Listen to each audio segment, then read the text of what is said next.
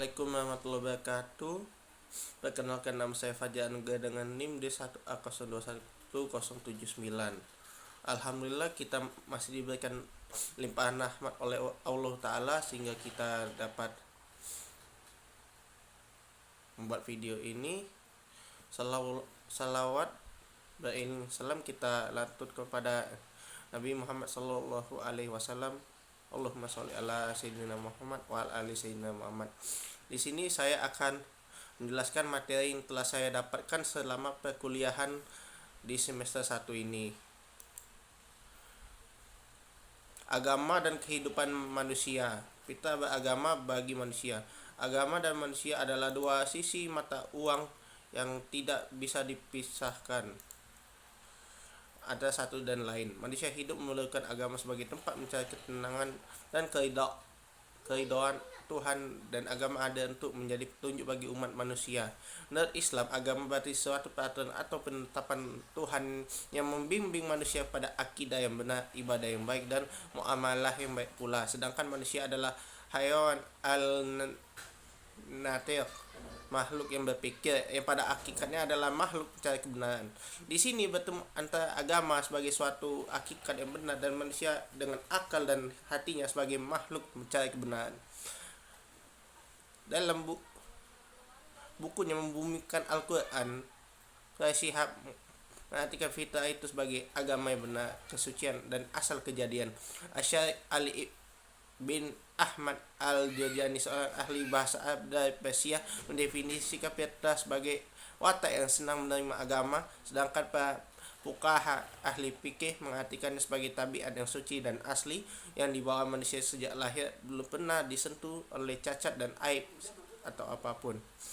Di antara fitrah manusia itu adalah beragama, mempertahankan hidup, melanjutkan jenis, mempertinggi taraf hidup, rasa keadilan, ingin senang, ingin selamat, ingin bahagia, ingin hidup bersama, ingin berkuasa, ingin kaya, ingin baik, dan ingin dihargai, dan lain sebagainya. Namun di antara sekian banyak fitrah manusia itu, fitrah beragama adalah fitrah yang paling utama dan paling murni, sebagaimana yang dijelaskan oleh Profesor Dr. Hamkai, mengatakan bahwasannya bertuhan adalah perasaan yang murni dalam jiwa manusia. Sedangkan Syekh Sabik mengatakan fitrah keagamaan adalah satu-satunya fitrah yang membedakan antara manusia dengan hewan, yaitu insting keagamaan atau religious instinctive. William James menegaskan bahwa selama manusia masih memiliki naluri cemas dan mengharap, selama itulah pula ia beragama, berhubungan dengan Tuhan. Itulah sebabnya mengapa perasaan takut merupakan salah satu dorongan yang terbesar untuk beragama. Karena itulah manusia membutuhkan agama, paling tidak karena alasan berikut. 1. Karena keterbatasan akal dan kemampuan manusia. 2. Sebagai obat kegelisahan dan kegersangan hati.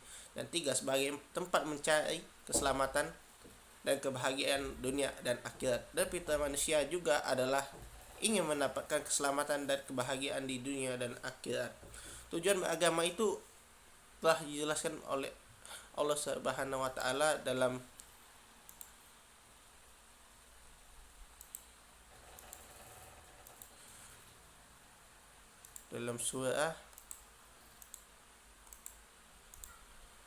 surah Al-Rum ayat 30, yang artinya, maka hadapkanlah wajahmu dengan lurus pada agama Allah, tetapkan atas fitrah Allah yang telah menciptakan manusia menurut fitrah itu. Tidak ada perubahan pada fitrah Allah, itulah agama yang lurus, tapi kebanyakan manusia tidak mengetahui.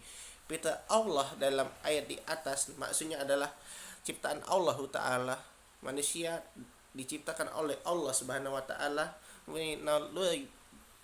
Beragama itu agama tauhid. Kalau ada manusia tidak beragama tauhid, maka hal itu tidaklah wajar.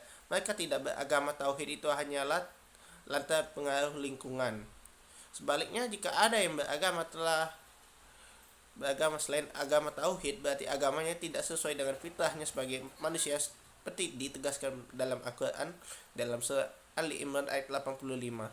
Dan siapa mencari agama selain agama Islam, maka sekali-kali tidaklah akan diterima agama itu daripadanya, dan dia di akhirat termasuk orang-orang yang rugi.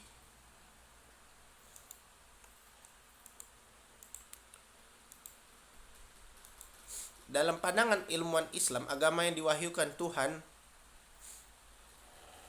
benihnya muncul dari pengenalan dan pengamalan manusia pertama di pentas bumi ini. Di sini ia menemukan 3 hal, yaitu keindahan, kebenaran, kebaikan. Gabungan ketiganya dinamai suci atau kesucian. Manusia ingin mengetahui siapa atau apa yang maha suci, dan ketika itulah ia menemukan Tuhan, dan sejak itu pula ia berusaha berhubungan dengan Tuhannya, bahkan berusaha untuk meneladani sifat-sifatnya.